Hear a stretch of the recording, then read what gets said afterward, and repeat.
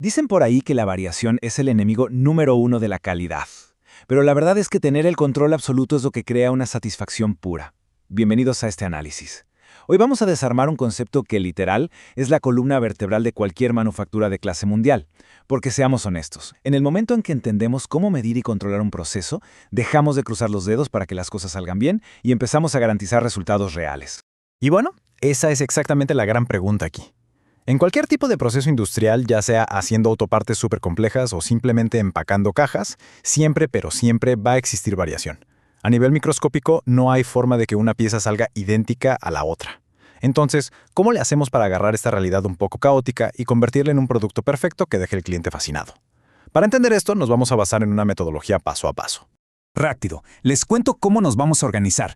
Primero, una intro al control estadístico. De ahí pasamos a la fase 1, con límites y medición. Luego la fase 2, que es puro dato y estabilidad. Y la fase 3, sobre capacidad y acción. Al final, nos vamos directo a las acciones prácticas y los siguientes pasos para profundizar. Fíjense en esto, es el sistema completito. Los 7 pasos del control estadístico de procesos, o SPC por sus siglas en inglés. A primera vista yo sé, parece un dolor de cabeza con tanta estadística, fórmulas y gráficas. Pero cero estrés, no se me asusten. A lo largo de esta explicación vamos a ir deconstruyendo este modelo para que cada engrane de esta máquina tenga todo el sentido del mundo. Arrancamos entonces con la fase 1, límites y medición, o sea, estableciendo el estándar. Imagínense esto. Es imposible saber si estamos haciendo un buen trabajo si ni siquiera nos hemos sentado a definir qué significa bueno. Esto se tiene que hacer muchísimo antes de siquiera encender una máquina. Primero, necesitamos definir los límites de especificación. Y ojo, estos vienen directamente de lo que pide el cliente. Ellos son los que marcan qué es aceptable. Pero, y este es un pero gigante, ¿de qué nos sirven esos límites si la regla con la que medimos no sirve? Por eso, el paso 2 es confirmar que nuestras herramientas estén al 100%. Perfectamente calibradas. Si nuestra herramienta varía demasiado, nos va a mentir sobre la variación real del proceso. Para ponerlo en perspectiva con el material que estamos analizando, tomemos el ejemplo de una pieza cilíndrica. Nuestro objetivo, la perfección absoluta, son 50 milímetros, pero el cliente es razonable y nos da una pequeña ventana de tolerancia. Podemos bajar hasta 49.80 milímetros o subir hasta 50.20. Ese margen es básicamente nuestra cancha de juego, nuestra zona segura donde hay calidad garantizada. Entonces, un resumen rapidísimo de esta primera etapa para que no se nos olvide.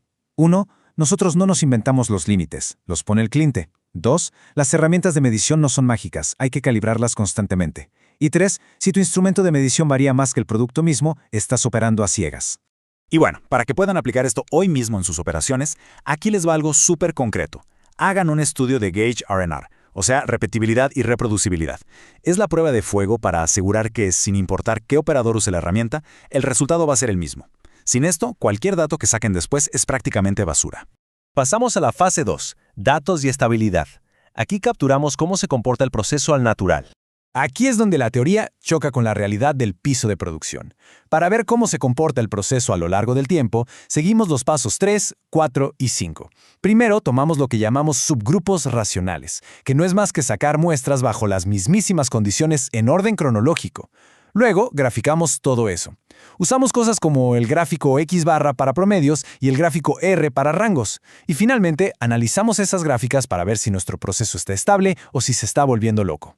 Miren cómo se estructuran estos datos en el ejemplo original. Tenemos 25 subgrupos y fíjense bien, cada uno tiene 5 mediciones. ¿Por qué 5? Al agrupar las muestras de 5 en 5, con el mismo operador y la misma máquina, nos aseguramos de que cualquier variación dentro de ese grupito sea pura variación natural del proceso, sin que factores externos vengan a contaminar nuestros números.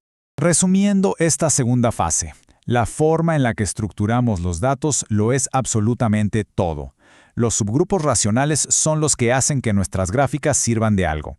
Lo que buscamos es que los puntos caigan dentro de nuestros límites y que no haya patrones raros o tendencias evidentes. Aunque suene raro, un proceso verdaderamente estable tiene una variación que es aleatoria, pero predecible. Ojo aquí, porque esta es una regla de oro que pueden y deben aplicar ya mismo. Jamás, por ningún motivo, se pongan a calcular la capacidad de un proceso si la gráfica les está gritando que es inestable. Si hay puntos fuera de control, paren todo. Tienen que buscar esa causa especial que arruinó la muestra, quitarla de raíz y volver a estabilizar todo antes de dar el siguiente paso. Llegamos a la fase 3, capacidad y acción. Vamos a ver si de verdad cumplimos con los requisitos del cliente. Ya que tenemos la certeza de que el proceso es predecible, entramos a la parte más matemática, los pasos 6 y 7. Vamos a calcular el CP y el famosísimo CPK. En términos muy simples, el CP te dice si tu proceso cabe dentro de los límites que te dio el cliente. Pero el CPK va más allá. Te dice si además de caber, le estás atinando al centro del objetivo. Y con ese numerito en mano es cuando empezamos a tomar decisiones reales.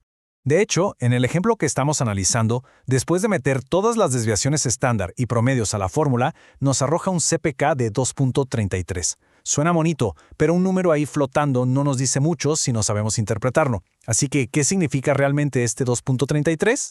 Vamos a decodificarlo rápido. Si tienes un CPK menor a 1.00, tienes un problema serio. Estás generando muchísimos defectos. Si andas entre 1.33 y 1.67, estás en el rango capaz, que es el estándar de la industria. Pero chequen esto, cualquier cosa por encima de 2.00 ya es nivel clase mundial. Así que con ese 2.33, el proceso de nuestro ejemplo no solo cumple, es una verdadera joya de la ingeniería. Es garantía total de calidad.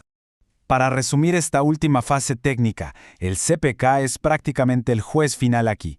Es el que traduce nuestras fórmulas matemáticas al idioma de lo que el cliente realmente necesita. Un CPK bajo es sinónimo de riesgo y de tirar dinero a la basura. Un CPK alto significa eficiencia pura y excelencia operativa. Y su aplicación concreta es súper directa. El CPK es el que manda. Si en su equipo se topan con un número bajo, las opciones son súper claras. O la máquina está descentrada y hay que ajustarla al objetivo, o el proceso está variando demasiado y hay que ver cómo apretar tuercas. Y bueno, a veces ni modo, tocan las dos cosas. Perfecto. Vamos con 3 acciones prácticas clave para transformar toda esta teoría en resultados.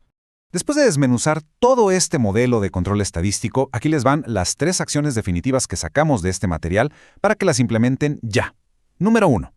Cero, pero cero tolerancia a herramientas descalibradas. Te van a envenenar todos los datos. Número 2. Disciplina absoluta con la estabilidad. Prohibido celebrar un buen CPK si tu proceso anda brincando fuera de control. Y número 3.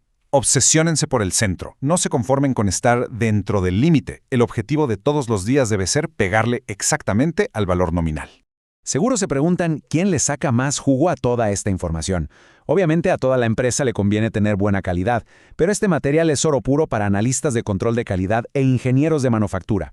Si les interesa meterse de lleno y llevar esto al siguiente nivel, lo ideal es clavarle el diente a las metodologías de Six Sigma y al control estadístico avanzado.